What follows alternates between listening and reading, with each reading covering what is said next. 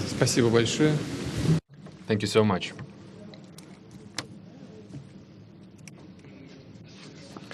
Shall we start working, I guess? Distinguished Mr. President, ladies and gentlemen, negotiations with the President of the United States, Donald Trump, took place in a frank and businesslike atmosphere. I think we can call it a success and a very fruitful round of negotiations. We carefully analyzed the current status, the present and the future of the Russia-United States relationship, key issues of the global agenda. It's quite clear to everyone that the bilateral relationship are going through a complicated stage, and yet those impediments, the current tension, the tense atmosphere, essentially have no solid reason behind it. The Cold War is a thing of past.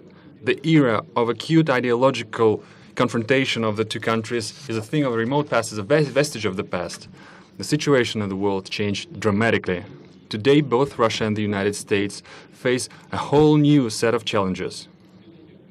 Those include a dangerous maladjustment of mechanisms for maintaining international security and stability, regional crises, the creeping threats of terrorism and transnational crime. It's the snowballing problems in the economy, environmental risks, and other sets of challenges. We can only cope with these challenges if we join the ranks and work together. Hopefully, we will reach this understanding with our American partners. Today's negotiations reflected our joint wish with President Trump to redress this negative situation in the bilateral relationship, outline the first steps for improving this relationship to restore the acceptable level of trust and going back to the previous level of interaction on all mutual interests issues. As major nuclear powers, we bear special responsibility for maintaining international security. I deem it vital, and we mentioned this during the negotiations, it's crucial that we fine-tune the dialogue on strategic stability and global security and non-proliferation of weapons of mass destruction. We submitted our American colleagues a note with a number of specific suggestions. We believe it necessary to work together further on to interact on the disarmament agenda, military and technical cooperation. This includes the extension of the strategic offensive arms limitation treaty. It's the dangerous situation with the global American anti-missile defense system. It's the implementation issues with the INF treaty. And of course, the agenda of non-placement of weapons in space. We favor the continued cooperation in counterterrorism and maintaining cybersecurity. And I'd like to point out specifically that our special services are cooperating quite successfully together. The most recent example is their operational cooperation within the recently concluded World Football Cup. In general, the contacts among the special services should be put to a system-wide basis, should be brought to a systemic framework. I reminded President Trump about the suggestion to re-establish the working group on anti-terrorism. We also mentioned a plethora of regional crises. It's not always that our postures dovetail exactly, and yet the overlapping and mutual interests abound. We have to look for points of contact and interact closer and a variety of international fora. Clearly, we mentioned the regional crisis, for instance, Syria. As far as Syria is concerned, the task of establishing peace and reconciliation in this country could be the first showcase example of the successful joint work. Russia and the United States apparently can act proactively and assume the leadership in this issue and organize the interaction to overcome humanitarian crisis and help Syrian refugees to go back to their homes. In order to accomplish this level of successful cooperation in Syria, we have all the required components. Let me remind you that both Russian and American military have acquired a useful experience of coordination of their action, established the operational channels of communication, which permitted to avoid dangerous incidents and unintentional collisions in the air and in the ground. Also, crushing terrorists in the southwest of Syria, the south of Syria, should be brought to the full compliance with the Treaty of 1974 about the separation of forces, separation of forces of Israel and Syria. This will bring peace to Golan Heights and bring a more peaceful relationship between Syria and Israel, and also to provide security of the State of Israel. Mr. President paid special attention to the issue during today's negotiations, and I would like to confirm that Russia is interested in this development and this will act accordingly. Thus far, we will make a step toward creating a lasting peace in compliance with the respective resolutions of Security Council, for instance, the resolution 338. We're glad that the Korean Peninsula issue is starting to resolve. To a great extent, it was possible thanks to the personal engagement of President Trump, who opted for dialogue instead of confrontation. We also mentioned our concern about the withdrawal of the United States from the JCPOA. Well, our U.S. counterparts are aware of our posture. Let me remind you that thanks to the Iranian nuclear deal, Iran became the most controlled country in the world. It's submitted to the control of IAEA. It effectively ensures the exclusively peaceful nature of Iranian nuclear program and strengthens the non-proliferation regime. While we discussed the internal Ukrainian crisis, we paid special attention to the bona fide implementation of Minsk agreements by Kiev. At the same time, the United States could be more decisive in nudging the Ukrainian leadership and encourage it to work actively in this. We paid more attention to economic ties and economic cooperation. It's clear that both countries, the businesses of both countries, are interested in this. American delegation was one of the largest delegations on the St. Petersburg Economic Forum. It featured over 500 representatives of American businesses. We agreed, me and President Trump, we agreed to create a high-level working group that would bring together captains of Russian and American business. After all, entrepreneurs and businessmen know better how to articulate this successful business cooperation. We'll let them think and make their proposals and suggestions in this regard. Once again, President Trump mentioned the issue of the so-called interference of Russia in the American elections, and I had to reiterate things I said several times, including during our personal contacts, that the Russian state has never interfered and is not going to interfere into internal American affairs, including election process. Any specific material, if such things arise, we are ready to analyze together. For instance, we can analyze them through the joint working group on cybersecurity, the establishment of which we discussed during our previous contacts. And clearly, it's past time we restore our cooperation in the cultural area, in the humanitarian area. As far as I think you know that recently we hosted the American Congressman delegation, and now it's perceived and portrayed almost as a historic event, although it should have been just a current affairs, just the business as usual. And in this regard, we mentioned this proposal to the President. We have to think about the practicalities of our cooperation, but also about the rationale, the underlying logic of it.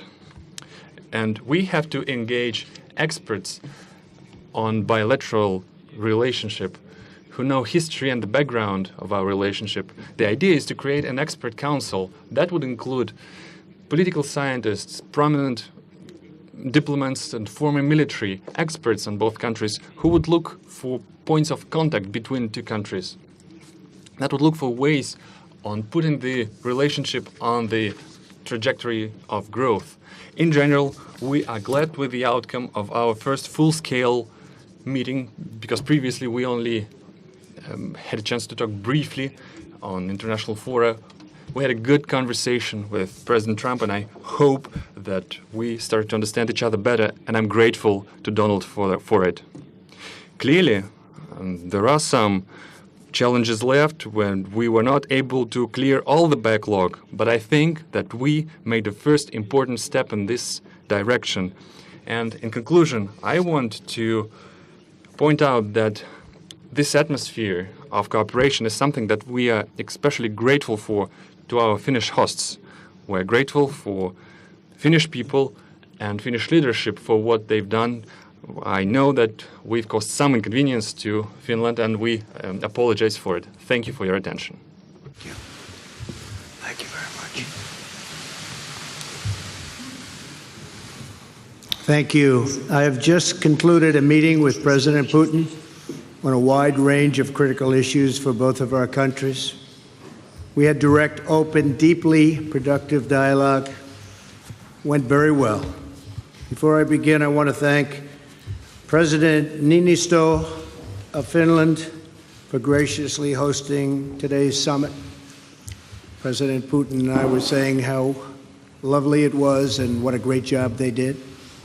I also want to congratulate Russia and President Putin for having done such an excellent job in hosting the World Cup. It was really one of the best ever, and your team also did very well. It was a great job. I'm here today to continue the proud tradition of bold American diplomacy. From the earliest days of our republic, American leaders have understood that diplomacy and engagement is preferable to conflict and hostility. A productive dialogue is not only good for the United States and good for Russia, but it is good for the world. The disagreements between our two countries are well known, and President Putin and I discussed them at length today.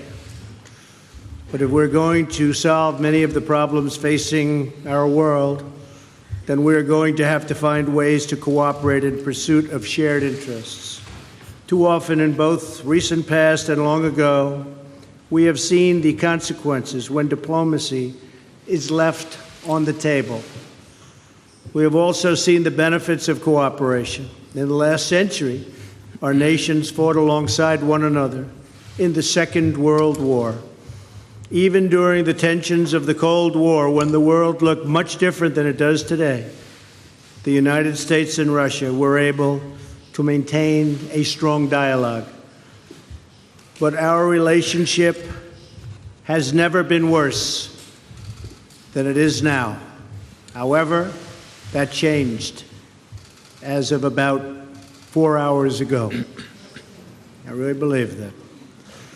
Nothing would be easier politically than to refuse to meet, to refuse to engage, but that would not accomplish anything. As president, I cannot make decisions on foreign policy in a futile effort to appease partisan critics or the media or Democrats who want to do nothing but resist and obstruct.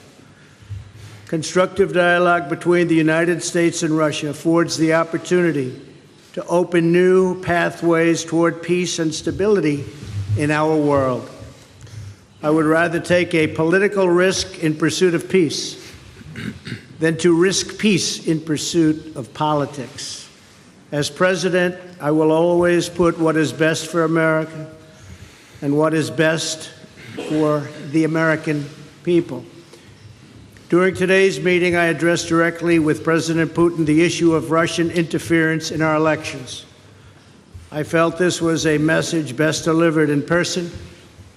Spent a great deal of time talking about it, and President Putin may very well want to address it,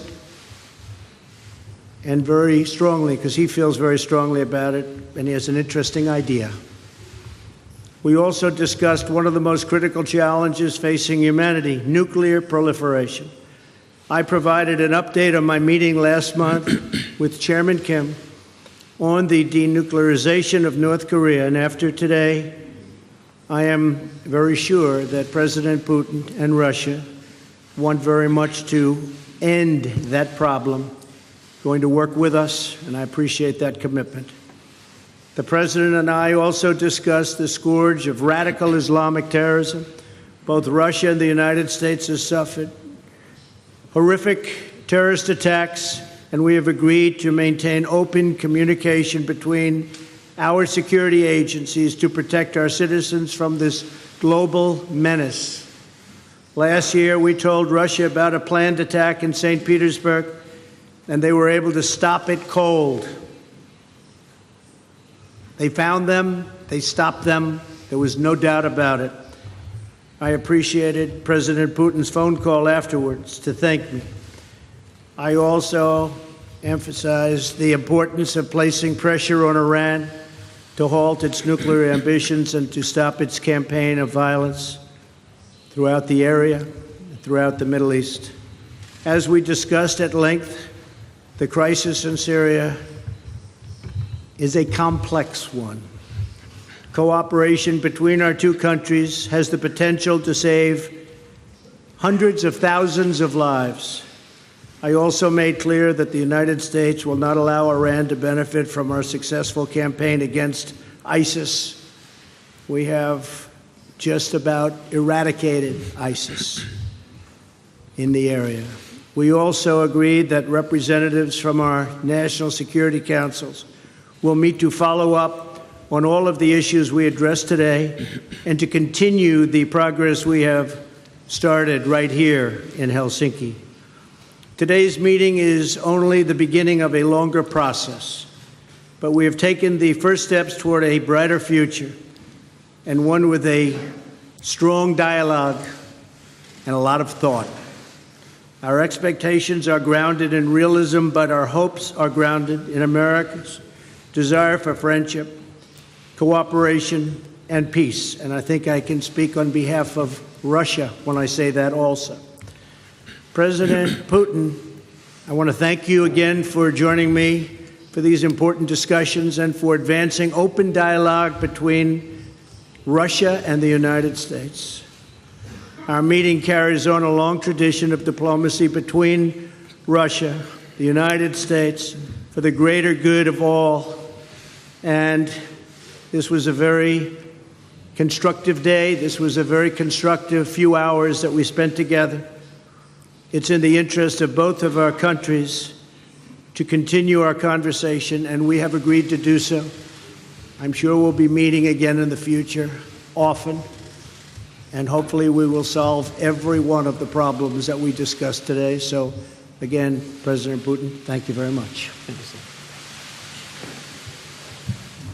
Господа президенты, сейчас журналисты. Distinguished presidents, now the journalists would have a chance to ask two questions, two sets of questions each. First, the Russian journalist will ask the question. Please give your affiliation. Good afternoon. My name is Alexei Meshkov, Interfax Information Agency. I have a question to President Trump. During your recent European tour, you've mentioned that the implementation of the Nord Stream 2 gas pipeline makes Europe a hostage of Russia, and you suggested that you could free Europe from this by supplying American LNG. But this cold winter actually showed that the current mechanism of supply of fuel to Europe is quite viable. At the same time, as far as I know, US had to buy even Russian gas for Boston. I have a question. The implementation of your idea has a political tinge to it, or is it a practical one? Because there will be a gap formed in the supply and demand mechanism, and the first, it's the consuming countries who will fall into this gap. And the second question, before the meeting with President Putin, you called him an adversary, a rival, and yet you expressed hope that you will be able to bring this relationship to a new level. Did you manage to do this? Actually, I called him a competitor, and a good competitor he is. And I think the word competitor is it's a compliment. I think that we will be competing when you talk about the pipeline. I'm not sure necessarily that it's in the best interests of Germany or not, but that was a decision that they made. We'll be competing. As you know, the United States is now, or soon will be, but I think it actually is right now the largest in the oil and gas world. So we're going to be selling LNG, and we'll have to be competing with the pipeline. And I think we'll compete successfully, although there is a little advantage locationally. So I just wish them luck. I mean, I did. I discussed with Angela Merkel in pretty strong tones, but I also know where they're all coming from. And they have a very close source. So we'll see how that all works out. But we have lots of sources now, and the United States is much different than it was a number of years ago when we weren't able to extract what we can extract today. So today we're number one in the world at that, and I think we'll be out there competing very strongly. Thank you very much. If I may, I throw in some 2 cents. We talked to Mr. President, including this subject as well. We are aware of the stance of President Trump, and I think that we, as a major oil and gas power, and the United States is a major oil and gas power as well, we could work together on regulation of international markets, because neither of us is actually interested in the plummeting of the prices. And the consumers will suffer as well, and the consumers in the United States will suffer as well, and the shale gas production will suffer. Because beyond a certain price bracket, it's no longer profitable to produce gas. But nor we are interested in driving prices up, because it will drain juices, life juices from all other sectors of the economy, from machine building, etc. So we do have space for cooperation here. That's the first thing. Then about the Nord Stream 2. Mr. President voiced his concerns about the possibility of disappearance of transit through Ukraine, and I reassured Mr. President that Russia stands ready to maintain this transit. Moreover, we stand ready to extend this transit contract that is about to expire next year, in case if the dispute between the economic entities will be settled in the Stockholm Arbitration Court. This goes to Jeff Mason from Reuters.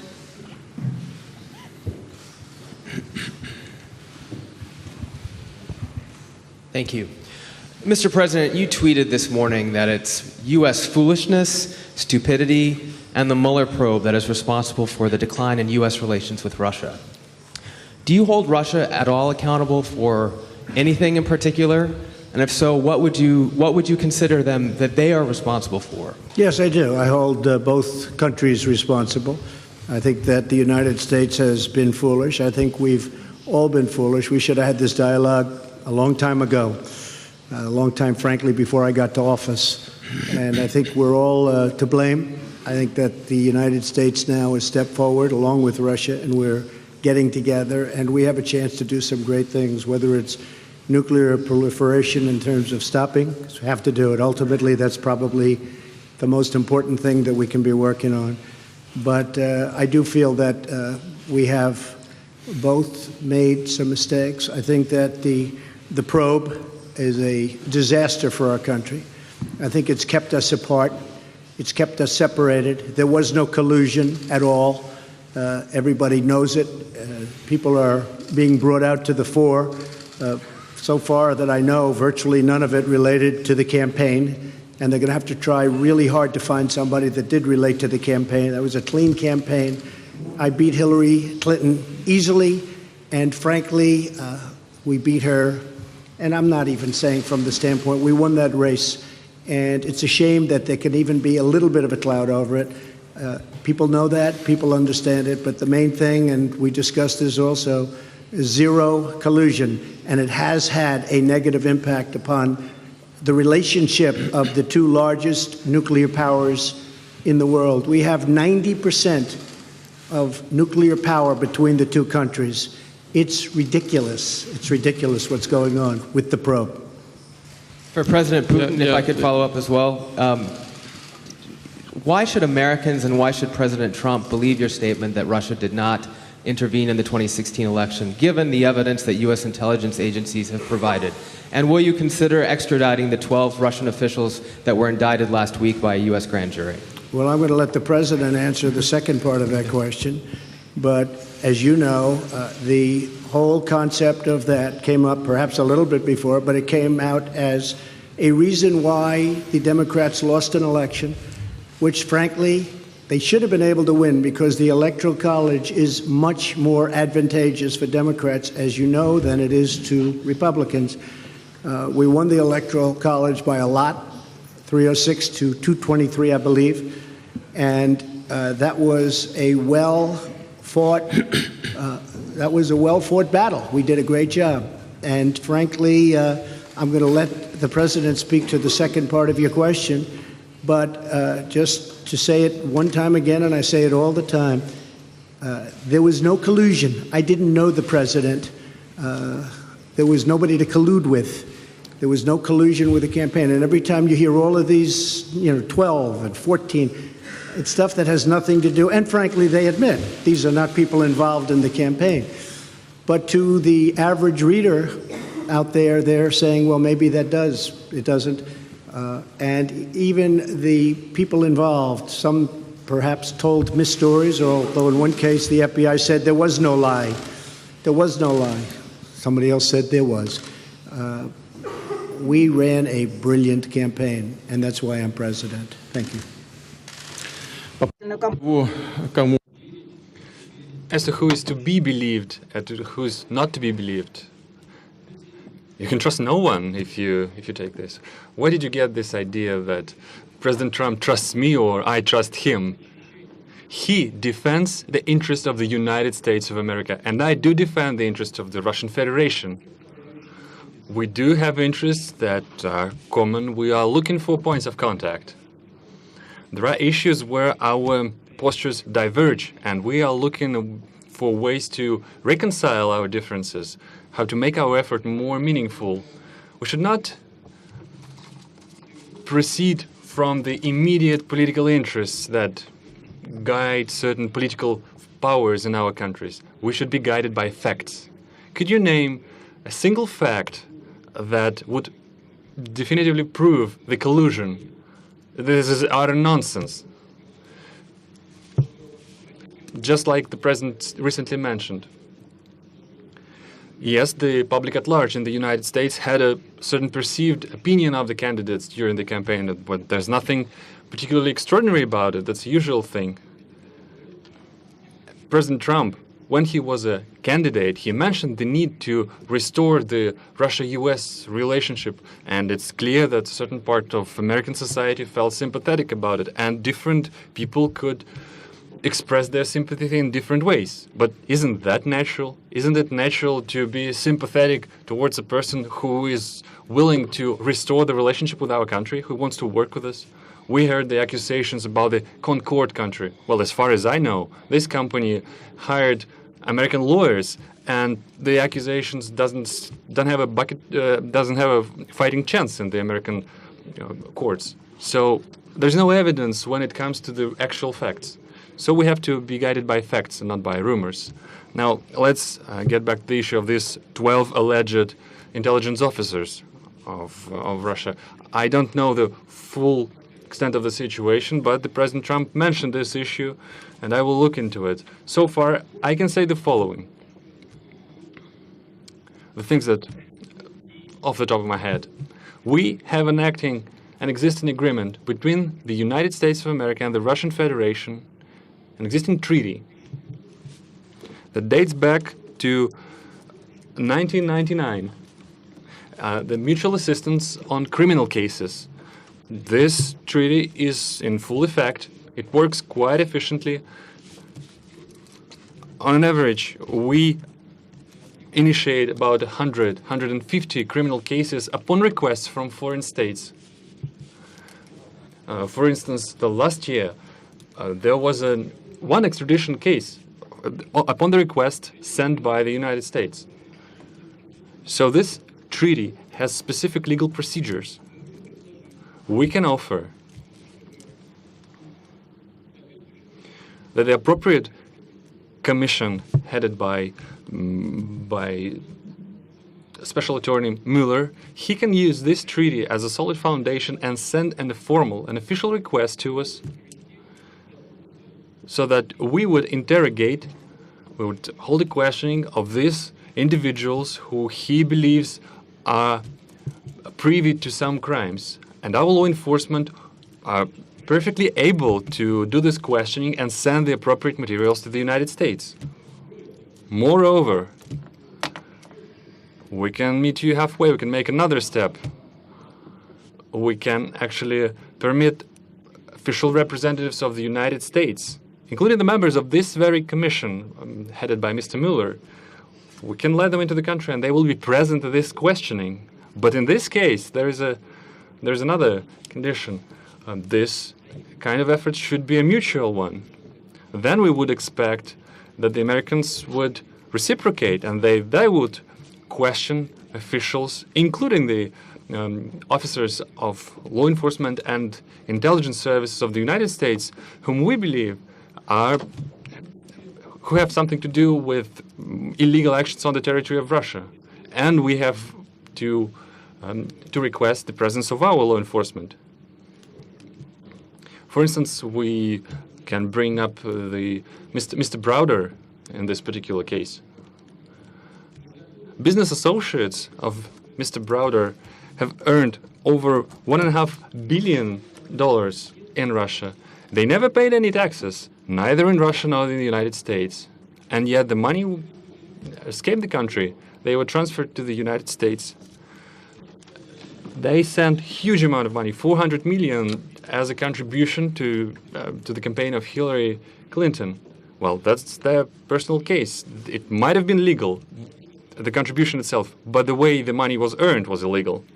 So we have a solid reason to believe that some intelligence officers accompanied and guided these transactions. So we have an interest of questioning them. But we can that could be a first step, and we can also extend it. Options abound, and they all can be found in an appropriate legal framework. And did you direct any of your officials to help him do that? Да, я хотел, чтобы он выиграл. Yes, I did. Yes, I did. Because he talked about bringing the US-Russia relationship back to normal. Продолжаем. Я думаю, вполне вопросы 3 может задать кто-то из российского пула. I think there can be 3 questions from the Russian pool. Russia Today, you have the floor. Thank you so much. Good evening to everyone. My name is Ilya Petrenko, RT TV channel. In English. Mr. President, would you please go into the details of possibly any specific arrangements for the U.S. to work together with Russia in Syria, if any of these kind of arrangements were made today or discussed? И, если позволите, Владимир Владимирович, тоже вопрос на... I make a question to President Putin in Russian. Since we brought up the issue of football several times, I use the football language. Mr. Pompeo mentioned that when we talk about the Syrian cooperation, the ball is in the Syrian court. Mr. Putin, in the Russian court, is it true? And how would you use this fact, the having the ball?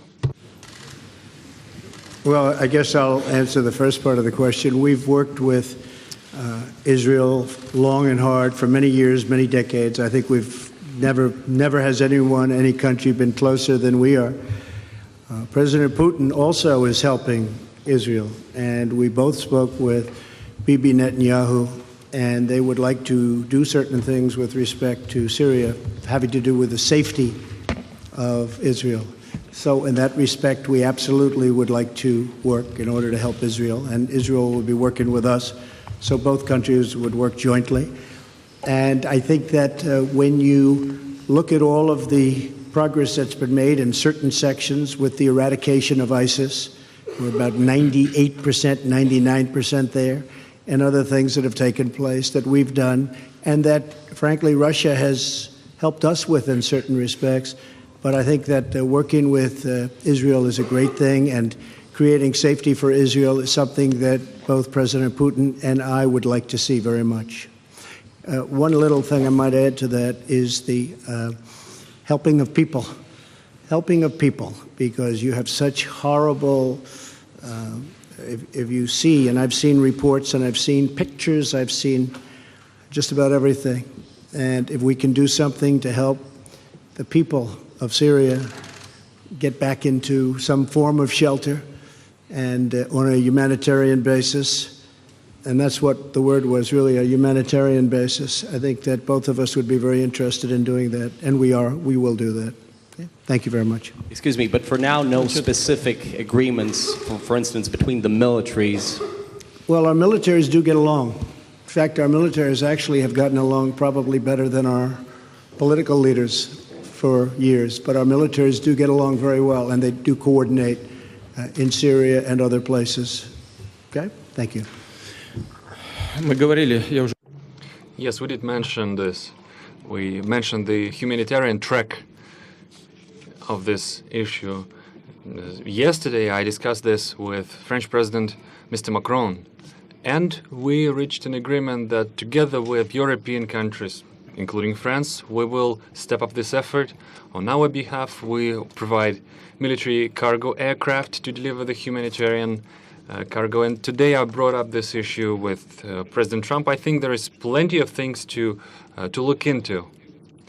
The crucial thing here is that a huge amount of refugees are in Turkey, in Lebanon, in Jordan, in the states that border are adjacent to Syria. If we help them, the migratory pressure upon the European states will be decreased manifold. And I believe it's crucial from any point of view, from humanitarian point of view, from the point of view of helping people, helping the refugees.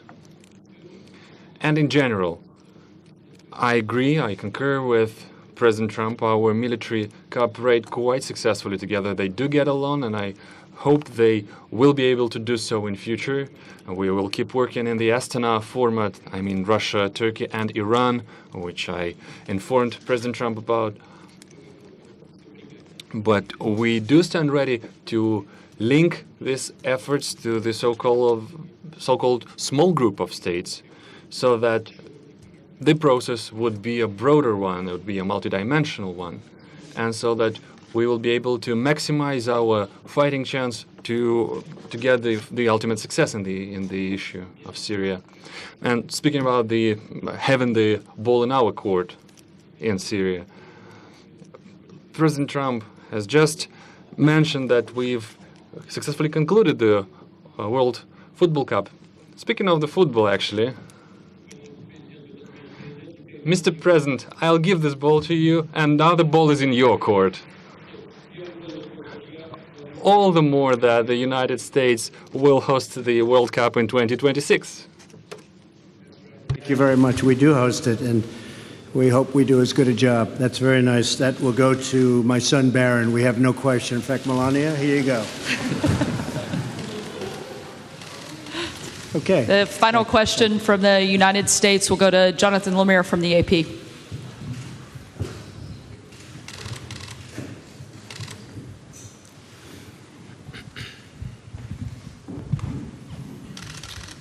Thank you. Question for each president. President Trump, yes. You first. Just now, President Putin denied having anything to do with the election interference in 2016. Every U.S. intelligence agency has concluded that Russia did. My first question for you, sir, is who do you believe? My second question is, would you now, with the whole world watching, tell President Putin, would you denounce what happened in 2016, and would you warn him to never do it again? So let me just say that we have two thoughts. You have groups that are wondering why the FBI never took the server. Haven't they taken the server? Why was the FBI told to leave the office of the Democratic National Committee? I've been wondering that. I've been asking that for months and months, and I've been tweeting it out and calling it out on social media. Where is the server? I want to know, where is the server and what is the server saying? With that being said, all I can do is ask the question. My people came to me, Dan Coates came to me, and some others. They said they think it's Russia. I have President Putin. He just said it's not Russia. I will say this. I don't see any reason why it would be, but I really do want to see the server. But I have confidence in both parties. I really believe that this will probably go on for a while, but I don't think it can go on without finding out what happened to the server. What happened to the servers of the Pakistani gentlemen that worked on the DNC? Where are those servers? They're missing. Where are they? What happened to Hillary Clinton's emails? 33,000 emails gone, just gone. I think in Russia they wouldn't be gone so easily. I think it's a disgrace that we can't get Hillary Clinton's 33,000 emails. So I have great confidence in my intelligence people, but I will tell you that President Putin was extremely strong and powerful in his denial today. And what he did is an incredible offer. He offered to have the people working on the case come and work with their investigators with respect to the 12 people. I think that's an incredible offer. Okay? Thank you. Yes, please. I'd like to add something to this. After all, I was an intelligence officer myself. And I do know how dossiers are made up. Just a second. That's the first thing. Now the second thing. I believe that Russia is a democratic state, and I hope you're not denying this right to your own country. You're not denying that United States is a democracy. Do you believe United States is a democracy?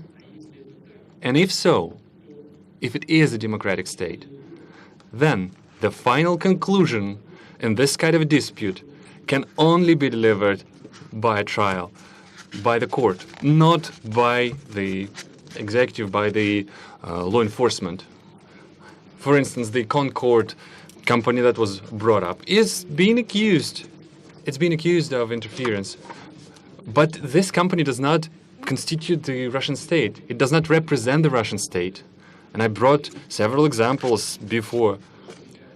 Well, you have a lot of individuals in the United States. Take George Soros, for instance, with multi-billion capitals. But does that make him his position, his posture, the posture of the United States? No, it does not. Well, it's the same case. There is the issue of trying a case in the court, and the final say is for the court to deliver.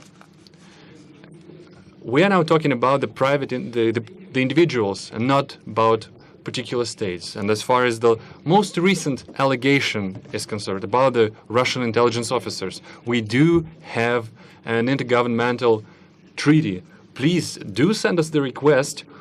We will analyze it properly and we'll send a formal response.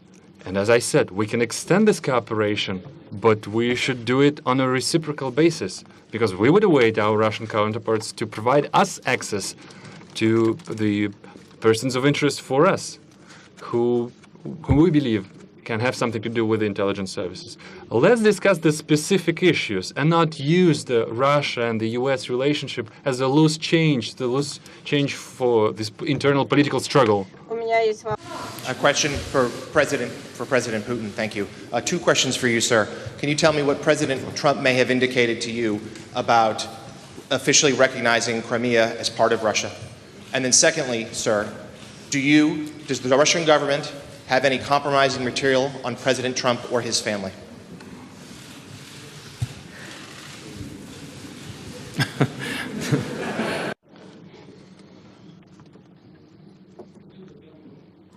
President Trump and, posture of President Trump on Crimea is well known, and he stands firmly by it. He continued to maintain that it was illegal to annex it.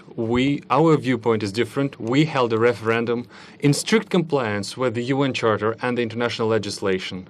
For us, this issue, we put paid to this issue. And now to the compromising material. Yeah, I did heard these rumors that we allegedly collected compromising material on Mr. Trump when he was visiting Moscow. Well, distinguished colleague, let me tell you this. When President Trump visited Moscow back then, I didn't even know that he was in Moscow. I treat President Trump with utmost respect. But back then, when he was a private individual, a businessman, nobody informed me that he was in Moscow. Well, let's take St. Petersburg Economic Forum, for instance. There were over 500 American businessmen, the high-ranking, the high-level ones. I don't even remember the last names of each and every one of them. Well, do you think that we try to collect compromising material on each and every single one of them? Well, it's difficult to imagine another nonsense of a bigger scale than this. Well, please just disregard these issues and don't think about this anymore again. It would have been out long ago. And if anybody watched Peter Strzok testify over the last couple of days, and I was in Brussels watching it, it was a disgrace to the FBI. It was a disgrace to our country. And you would say that was a total witch hunt. Thank you very much, everybody. Thank you.